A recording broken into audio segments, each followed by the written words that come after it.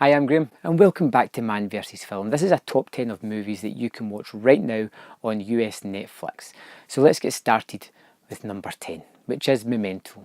A man juggles searching for his wife's colour while trying to keep his short-term memory loss from being an obstacle. Before Christopher Nolan got wrapped up in his Batman universe, he made this extraordinary constructed thriller that is a little bit hard to describe. So it's all in the plot. The main character, Leonard, has this inability to create short-term memory. So the movie's played in backwards, starting with the ending and building way back to the start as it builds a mystery as well.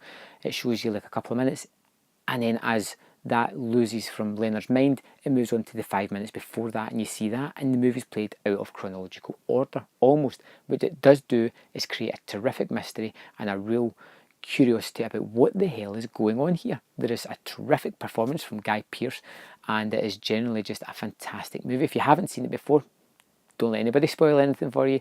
Sit down and enjoy it. Number 9 is Burning Sands. Deep into Hell Week, a favoured pledgee is torn between honouring his code of silence or standing up against the intensifying violence of underground hazing. Now, I wasn't a huge fan of this movie. I do feel that it broaches a topic that's worth discussing, and I do feel that it gets some point of its message across, but it loses it with the consistent violence that it shows throughout the movie, and it almost desensitises you to it. You're expecting it to come, and you're like, oh, here we go again. But the fact that these guys are willing to put themselves under this subjugation and take this torture that they're ritually handed out as if it's a rites of passage is shocking to see, and it's especially shocking because you really get to know the main character of Zurich and you like him and you want to see him sort of break free of this archaic nature that's going on here. Number 8 on my list is Pete's Dragon. The adventures of an orphan boy named Pete and his best friend Elliot, who just happens to be a dragon. Another remake of a Disney animated classic, kind of, but this one deviates quite a bit from the source material, and it's better for that. It takes some chances and it enriches the movie, cuts it back a full bit from some of the sillier aspects of the original cartoon, and the story isn't as cheesy or as sentimental as it could have been, and it actually comes across as one of the better remakes that I've seen in recent years. And the design of the dragon was actually really good, because if you've seen the animated design, it makes you kind of worried about how they were going to do this thing. Number 7 on my list is The Young Offenders. Two teenage boys cycle 160 kilometres on stolen bikes while being chased by a rampant police officer to try and recover a bag of cocaine that has washed up on the beach, which is valued at €7 million. This Irish comedy movie has a lot of laughs in it, but what it has is a great deal of heart as well, particularly between the pairing of the lead characters, Jock and Connor. Their heartwarming friendship is just fantastic. They're two people that have found each other. It's a friendship that you know is just going to carry on through adulthood, even though they're not the smartest pair or the most sensible. But damn, it's fun spending time with them, and it's fun to see them on their adventure. Number 6 on my list is The Babadook. A single mother plagued by the violent death of her partner battles with her son's fear of a monster living in the house and soon discovers a sinister presence all around her. This is a true psychological horror, one that slowly builds the characters and the situation before ramping up the tension, and you're never quite sure what's going on. Is it all in somebody's head? Is it reality? What is going on, and what is going to happen to this mother and child? It's not your typical horror movie, and it's a slow build, but it's ultimately far more rewarding when you realise what this movie is all about. Number 5 on my list is Train to Busan. While a zombie outbreak breaks out in South Korea, passengers struggle to stay alive on the train to Busan as the zombie outbreak starts to take hold of the passengers. Zombies on a train, and it's terrific. It's a big budget movie. It's one of the biggest budgeted movies that came out of South Korea, and it's terrific. It does things in the zombie genre that I hadn't seen done before, and considering how many zombie things are out at the moment, that itself is a miracle. It really ramps up the tension. It's got some really tense sequences, and the zombies are fast, they are vicious, and they are deadly. This is a terrific movie.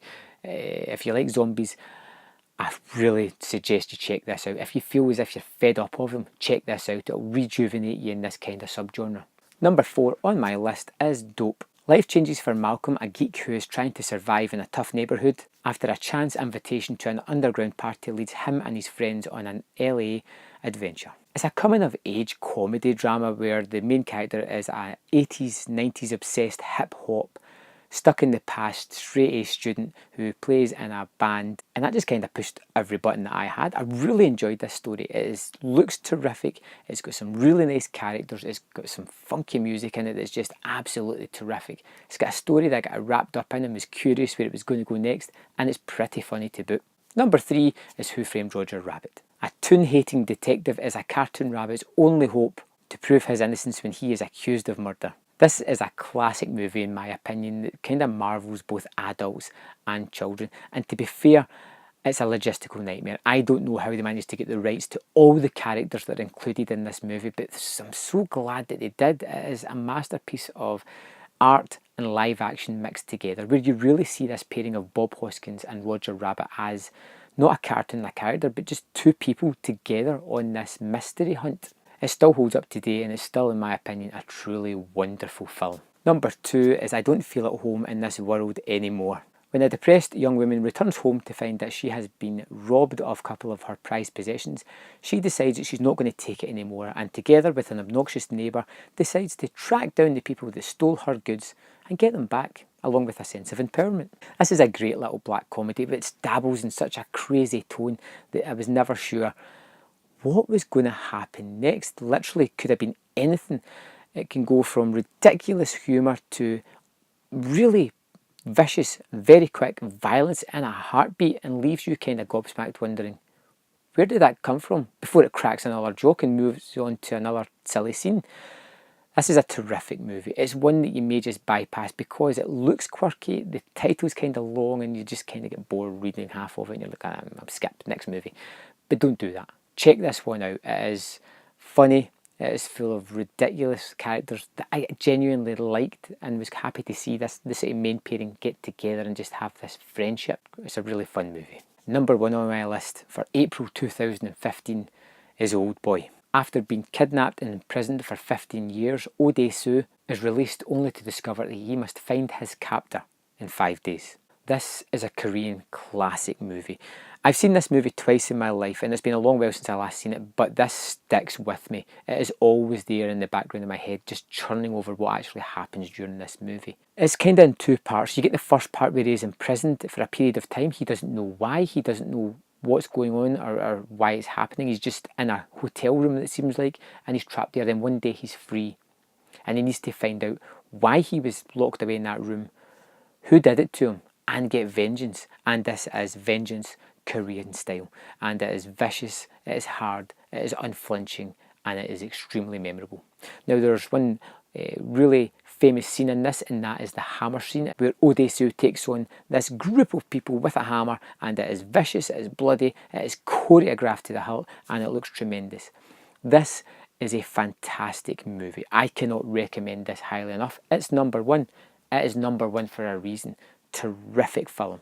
Please check out Old Boy, and remember, this is the Korean version, not the American remake. Thanks for watching this video. Have I missed anything? Is there something that I should have put on my list?